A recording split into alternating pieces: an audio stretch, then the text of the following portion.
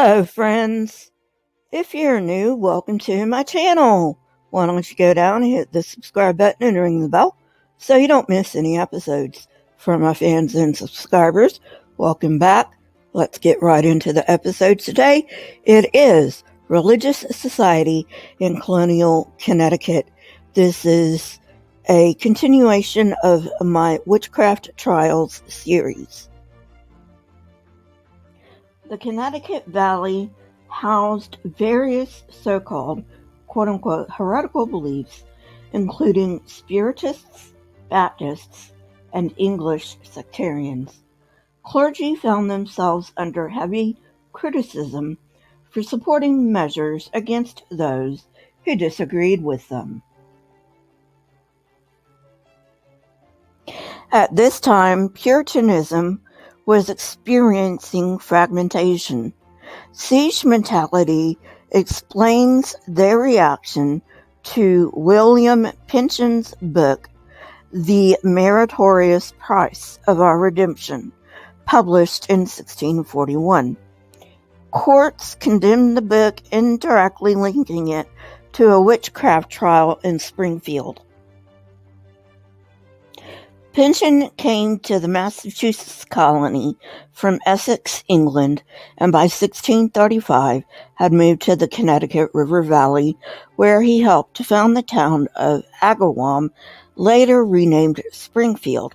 He also expanded fur trade with the Native Americans.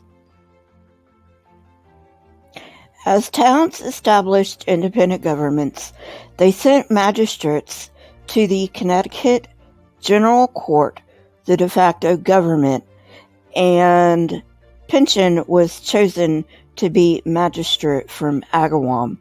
This court declared war on the Pequot Indians, warning Pynchon not to betray the court because of his friendship with them. This was contentious, not just because Pynchon traded with the Pequot, but because one of his boats was seized for service in the war, and he was taxed to help pay for the war. There was also a shortage of corn, threatening famine.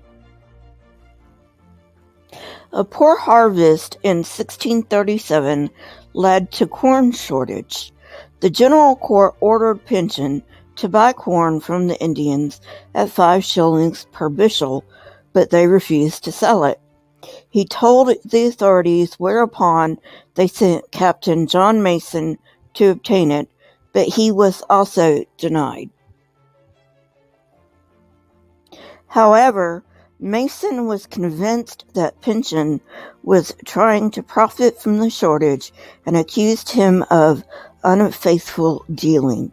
The court asked Reverend Hooker and Samuel Stone their opinions on the matter, and Hooker charged Pynchon with breaking his oath. As a result, Pynchon was fined. Eventually, the court cleared him, but Pynchon resented the court for not investigating. In summer of 1640, in relation to this, the Windsor Church attempted to try him for, quote, speculation in trade to the detriment of the public, end quote, in an attempt to withdraw the right hand of Christian fellowship. People did question whether the Windsor Church had jurisdiction, but a trial was held anyway. This establishes just how powerful churches were at this time. The Windsor Church condemned Pynchon for his actions. How does this relate to witchcraft? The law distinguished between heresy and witchcraft. However, because of the English Civil War, clergy were pressured to spend less time on dissident groups and more time on witchcraft. This displacement of the clergy's energy can be seen in the treatment of William Pynchon. In other words, it was not Pynchon's book, but the way it was perceived and the time that it came out. that mattered. Witchcraft accusations were common in Springfield since its founding. Even the minister, Reverend George Moxon, didn't escape. The town suspected 2 of his children were bewitched. However, in the 1880s, this early date came under scrutiny. While the date of the outbreak in Springfield is in question, we know talk of witchcraft blanketed nearby Windsor, Connecticut in the 1640s. These rumors then spread to Springfield because these towns were in close communication with each other. Not only did they have families in common, but their ministers frequently visited churches. Therefore, the first execution of a suspected witch, a resident of Windsor, in 1647, did not come out of thin air. Such events rarely do. This trial and execution followed years of suspicion and rumors before culminating in an execution. Springfield's first witchcraft case occurred in 1649, initially as a slander case involving Hugh and Mary Parsons. The trouble started in 1649 when Mrs. Marshfield brought suit against Mary for accusing her of being a witch. William Pynchon, the magistrate, found Mary guilty and sentenced her to 20 lashes, or £3. After this, Mary's health deteriorated, and her husband came under suspicion of witchcraft. In early 1651, husband and wife were arraigned before Pynchon on the charge. They were later tried in Boston. However, Pynchon himself came to be viewed with suspicion because of his aforementioned book. Basically, the book's premise was that Jesus did not suffer in order to redeem souls, but was put forth as the work of the devil, protesting against the Calvinist theology of the day. The General Court ordered the book to be burned on October 15, 1650, but 6 members of the House of Deputies voted against this. Despite this, Pynchon took part in the trial of Mary Parsons, in addition to answering for his book. Pynchon confessed to error on May 22, 1651, and the courts let him go home on June 9th with the expectation that he would reappear on October 14th. However, Pynchon was having none of it. He'd seen what could happen, especially since he had been accused of fraud. Remember, the courts didn't even bother to investigate on the corn fiasco, so he couldn't really expect them to investigate when the stakes were higher, now could he? He ceded his property to his son, and his wife and Reverend Moxon and his family returned to England.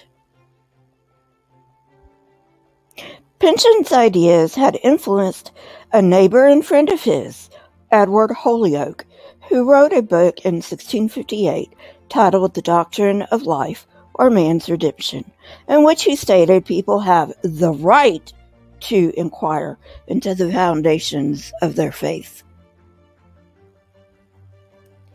This proves that there was a small enclave of Puritan rationalists in the Connecticut River Valley, but believers and clergy saw these new ideas as questioning their authority and drew a hard line in the sand on religious tolerance. This is the danger of giving churches too much power.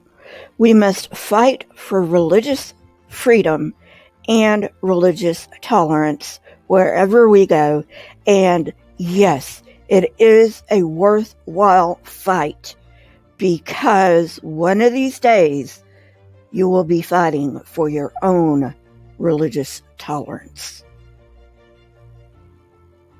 Well, friends, that's it for today. I hope you enjoyed it. If you did, hit that like button, press the subscribe button, and if you want to know when I come out with new content, hit the bell next to the subscribe button.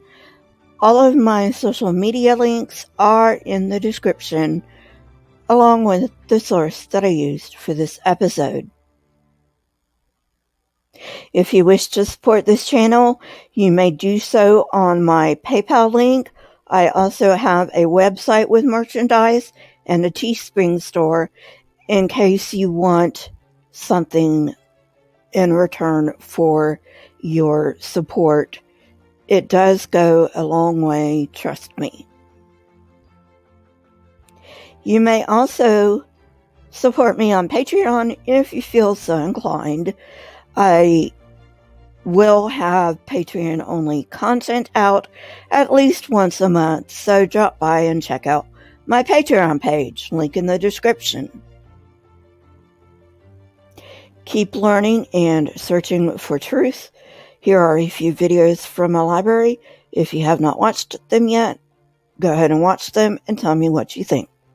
Constructive criticism is welcomed, but even though I treasure freedom of speech, I will delete any inappropriate comments. Stay safe, friends, and goodbye.